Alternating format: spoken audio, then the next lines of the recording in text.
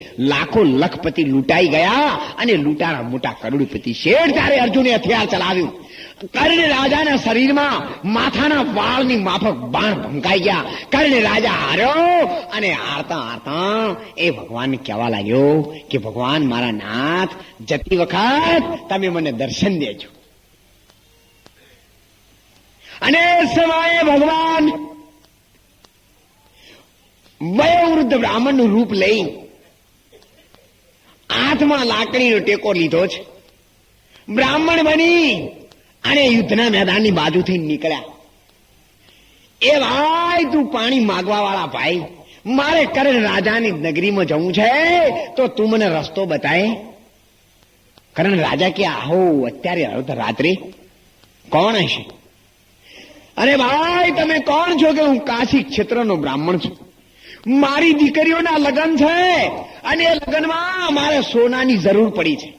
અને મેં એવું કાને સાંભળ્યું છે કે કર્ણ રાજા સોનાનું દાન કરે છે. તો મારી દીકરીઓને જો એ મને દાન સવારે આપે તો મારી દીકરીઓને હું કન્યાદાન આપું અને એનું પુણ્ય એને મળશે અને મારા અંતરના આશીર્વાદ મળશે. અને જો કદાચ હું ઘેર કહીને આવ્યો છું કે 3 દિવસ પણ કર્ણને લાગશે અને મારી બ્રાહ્મણની હત્યા પણ. ત્યારે કર્ણ રાજા એકદમ ગભરાઈ ગયો કે ભગવાન મારા નાથ, ગરીબોના બેલી, મારું પ્રાણ વાયુ જવાની એકદમ તૈયારી છે અને એ સમયે આગની પરીક્ષા મારી ક્યાંથી આવી? મહારાજ, જે કર્ણ રાજાની પાસે તમે જાઓ છો ને, એ કર્ણ રાજા તો સ્વયં હું પોતે છું. માગો માગો મહારાજ, તમે માગો તે આપો. ભાઈ, મારે તો બીજું કઈ માગવું નથી. મારી દીકરીઓના લગ્ન થાય એમાં સોનું જોઈએ છે, પણ મને કર્ણ રાજાના ત્યાં જવાનો માર્ગ બતાય. મૂર્ખા, મને બીજું ન જોઈએ. એ બાપજી, કર્ણ રાજા તો હું છું. અરે મારો કર્ણ તો આ જગતનો મહાન દાનેશ્વરી છે અને જે દાનેશ્વરી હોય એની દશા ભગવાન કદી આવી થવા દેતો.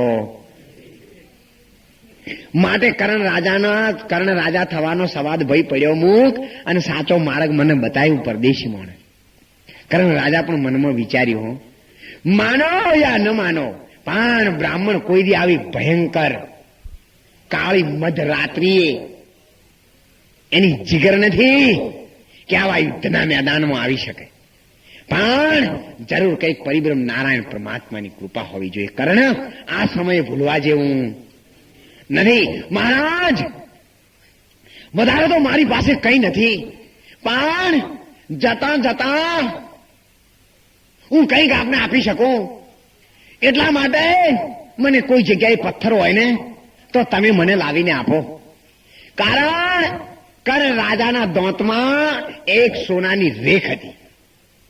એને મનમાં વિચારો કે અત્યારે હું વધારે તો સોનું નહીં આપી શકું, પણ જતા જતા સોનું તો કહેવાશે ને. काजल की कोटड़ी में कितना जतन करो, काजल का दाग भाई લાગે ही લાગે. કદી દાગ લાગ્યા વગર રહેતો નથી, એમ સંતોએ પણ કહ્યું છે. મળી બદનામી જગતમાંહી, પછી નાસી ગયાથી શું વળે. જુલમ ગુજાર્યો આ હાથે, પછી હર હર કર્યાથી શું વળે. એટલા માટે જીવનમાં યાદ રાખજો, કાજળથી કાળું કલંક છે. ક્યારે તમારા ચારિત્ર ઉપર કલંક ન લાગે એ ભક્તિનું મૂળ છે. તમારા ચારિત્ર ઉપર દાગ પડ્યો એ દિવસે માનજો કે આ તમારું જાજ કાણું છે અને એક વખત મજધારમાં ડૂબ્યા વગર રહેવાનું નથી. અને સંતોએ પણ કહ્યું છે, અરે માસીડા ઓડી હલકાર, મારે જાવ હારી માળવાને.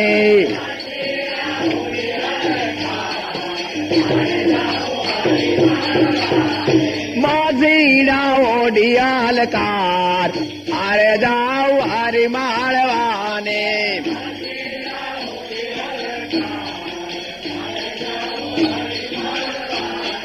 હારી માળવાને વાલા પ્રભુ બાજવાને. હારી માળવાને વાલા પ્રભુ બાજવાને.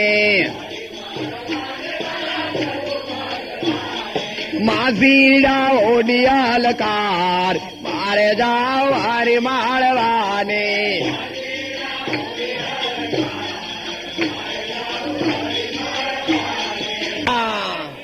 અને એટલા જ માટે સંતોએ આધ્યાત્મિક જગતમાં જઈને કહ્યું છે, આ તીરે ગંગા એટલે ગંગાનું નીર હતું કાળું, અને ગંગાજીનું નીર હતું, જમનાજીનું નીર હતું કાળું, અને ગંગાજીનું નીર હતું સફેદ. કાળો રંગ છે તમો ગુણનો છે, અને સફેદ રંગ એ સત્વગુણ ભગવાનનો છે. જો કદાચ તમે આ કિનારે જમનાજીના કિનારે રહી ગયા તો કનૈયો કાળા ધરામાં ડૂબ્યો તો ને આપણી તો શું વાત છે.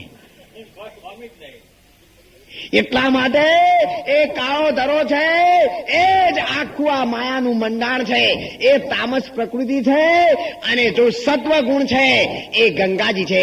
એટલે આ કિનારે ગંગા અને સામા કિનારે જમના. અરે આ જગતમાં સંતોએ દાખલો બેસાડી અને પોતાના દેહ તરફ આપતા કહ્યું કે ડાબી બાજુ ચંદ્ર ચાલે ને ભણ ચાલે છે જમના. એટલે ડાબી બાજુ ચંદ્ર નાડી છે અને જમણી બાજુ સૂર્ય નાડી છે. જો સૂર્ય નાડી એટલે જમના, એના તરફ તમે રહી ગયા તો દક્ષિણાયનનો યોગ મળી અને લક્ષ 84 ચાલુ રહેશે. અને પિંગળા નાડીમાં જો ચંદ્ર નાડીના યોગમાં તમે ગયા તો માનજો કે તમે ગંગાજી તરફ ગયા છો, ભગવાનના શરણે ગયા છો, અને લક્ષ 84 આવવું પડશે નહીં. અને એટલા માટે સંતોએ કીધું છે ડાબી બાજુ ચંદ્ર ચાલે ભણ ચાલે છે જમણા. એ દોનું જો ભેગી મળે તો એને કહીએ સુખમણા. એટલે ગંગા અને જમનાની વચમાં જે સુખમણા નાડી છે એ ભગવાનના દરવાજા તરફ લઈ જાય છે. અહીંયા સંતોએ ભૌતિક જગતમાં આવી અને બતાવ્યું છે કે આ બાજુ જમના છે એનો રંગ કાળો છે, એક બાજુ ગંગા છે એનો રંગ સફેદ છે અને જમનાનો રંગ કાળો છે. અને એની વચ્ચોવચ જે આ માનવ દેહ છે એ તમને અત્યારે મળી ગયો છે. એક બાજુ માયા છે અને એક બાજુ પરિબ્રહ્મ નારાયણ પરમાત્મા છે.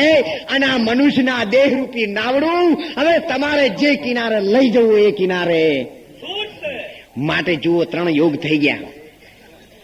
એક ભૌતિક જગતનો સિદ્ધાંત, આ કિનારે ગંગા અને સામા કિનારે જમના એ ભૌતિક જગતનો સિદ્ધાંત.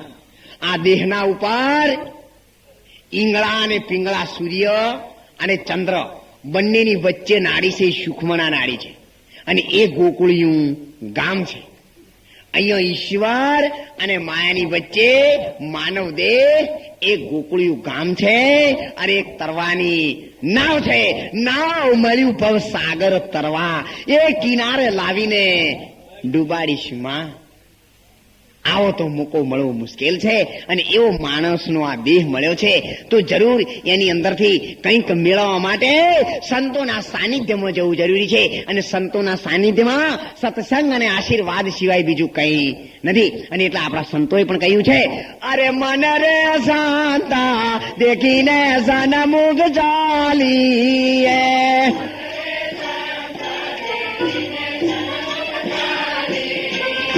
ડગલે પગલે યજ્ઞા પાળવાય, સામૈયા હરિ ગુરુ શાંતે ના ડગલે.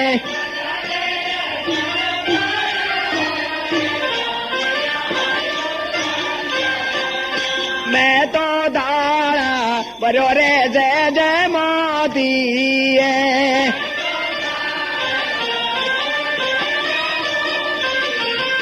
માલકી જય. અરે એટલે ભારતના સંતોએ કહ્યું છે કે જીવ જેમ જેમ છૂટવાનો ઉપાય કરે તેમ તેમ ઉલટ બંધાય, આપ બળે છૂટે નહીં છોડે સદગુરુ રાય. જા સદગુરુ શરણે તારા સંશય અણશે, જીવ દશાથી કાપી તને પ્રભુ સરીખો કરશે. ગુરુ ગોવિંદ એક રૂપ है, आज अंत मध्य हरि संत स्वरूप. ભગવાનમાં, સંતોમાં, ગુરુ અને ગોવિંદમાં તમે ક્યારે ભેદ ન જાણો. જો તમે ગુરુ ગોવિંદમાં ભેદ માન્યો તો માની લેજો પડતીનું પગથિયું છે. એક ડાળ દો પંખી બેઠા, કોણ ગુરુ ને કોણ ચેલા, સંતો ભાઈ હંસ જાના. એકલો આવ્યો છે, એકલો જવાનો છે. કબીર કા ઘર ચોક में गला कटन के पास, करे सोई नर भोगवे कौन बेटा ने कौन बाप. ત્યાં કોઈનું કંઈ ચાલવાનું નથી. અંત સમયે કર્મનો સંગાથી રાણા બીજો કોઈ નથી. એ કર્મનો સિદ્ધાંત અટલ છે. કર્મ શું, અકર્મ શું અને વિકર્મ શું છે એને જાણવા માટે વિદ્વાન અને પંડિતો પણ મૂંઝવણ અનુભવે છે. અર્જુન, ભગવાને સાંખ્ય યોગ્યમાં બતાવ્યું છે. અને એને પ્રાપ્ત કરવા માટે સર્વધર્મ પરિત્યજ્યત મામક શરણમાં વ્રજ. અર્જુન, સર્વધર્મ છોડી તું એક મારા શરણે આવીશ તો હું તને સર્વ પાપોમાંથી મુક્ત બનાયા સિવાય રહેવાનો નથી. એટલે આ જીવને ગમે ત્યારે, આજ નહીં તો કાલે, કાલે નહીં તો ગમે ત્યારે પણ શરણાગતિ સ્વીકાર્યા વગર છૂટકો નથી. અર્જુન અને ભગવાન કેટલાય સમયથી ભેગા હતા, પરંતુ જયારે 18 દિવસના યુદ્ધના મેદાનમાં અર્જુન ડરી ગયો કે આ મારા કાકાના દીકરા ભાઈઓ છે, આ મારા મામા છે અને એમના ઉપર હું હથિયાર નહીં ઉઠાવી શકું. આવું કરી અને જયારે હિંમત આવીને બેસી ગયો અને ભગવાનના પગલા પકડી દીધા કે ભગવાન હવે શું કરું, તમે મને રસ્તો બતાવો. ત્યારે જ આટલા વર્ષ ભેગા રહેતા હતા છતાં પણ ભગવાને અંતરનો ભેદ, અંદર વાગ્યા વિના ઉભરો નહીં આવે પાનબાઈ, અને નહીં થાય સાચે સાચી વાત. એટલે જ્યાં સુધી એ યુદ્ધમાં અર્જુનને સગપણ આડા આવે ત્યારે ભગવાન એને સમજાવે છે કે અર્જુન, દાદાની દિવ્ય ચક્ષુ, હું તને દિવ્ય અને જ્ઞાન ચક્ષુ આપું છું ને, એનાથી તું મારો ઈશ્વર એક જોઈ શકીશ. અને જયારે તું એ જોઈશ ત્યારે આ જગતમાં કોઈ જીવ પ્રત્યે તને ક્યારેય કદી મોહ લાગશે નહીં. અને એટલે સંતોએ કહ્યું છે, સંત અનવર કાજી સાહેબે, અરે સખી હરી મળવાને કાજ આપણ દઈએ રે,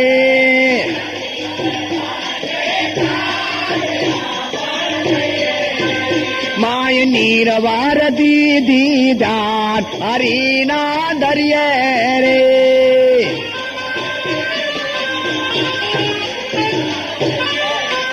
સખી સોહમ સબદનો તાર ના ભી ચાલે રે,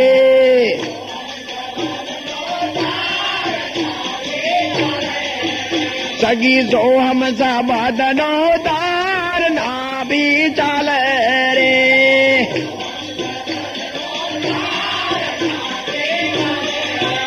એ જપે અજામ બાજાપ અંસલો માલે રે,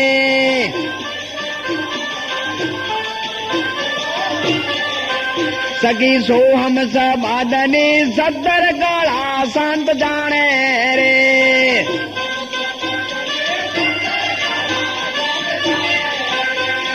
कृष्ण कन्हैया। नव सोहम के ऊपरे 10मो सोहम सार कहे कबीर धर्मदास को ताका करी ले। ओमकार फाट नवखंड भया रस्ता गया भुलाई कहे कबीर धर्मदास को तो आंसा कहां समाये। जारे ओमकार फाट्यो तारे आ नवखंड धरती रचाई गई। नवखंड धरती गणो के नव दरवाजा वाळो आ देह गणो। जारे माताना उदरमा आ देह हतो त्यारे 10મા દરવાજે મુખ્ય નાડીથી 10મા દરવાજેથી એનું સંચાલન થતું હતું અને એના ઉપર પાતળી ચોંબડાની એક ઓર ગંગાનું પડ હતું। 9 દરવાજા બંધ હતા અને 10મો દરવાજો ખુલ્લો હતો। પણ 10મા દરવાજે લગા તાલા ઉજિયાલા અને તુળાળિયાની સાથે રે સુરતા તોલે રોલે છે।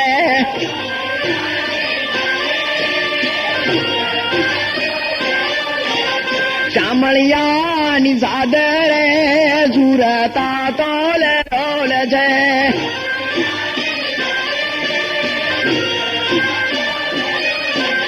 ત્રિવેણીના ઘાટ રે અનુભવની વાતો કે છે।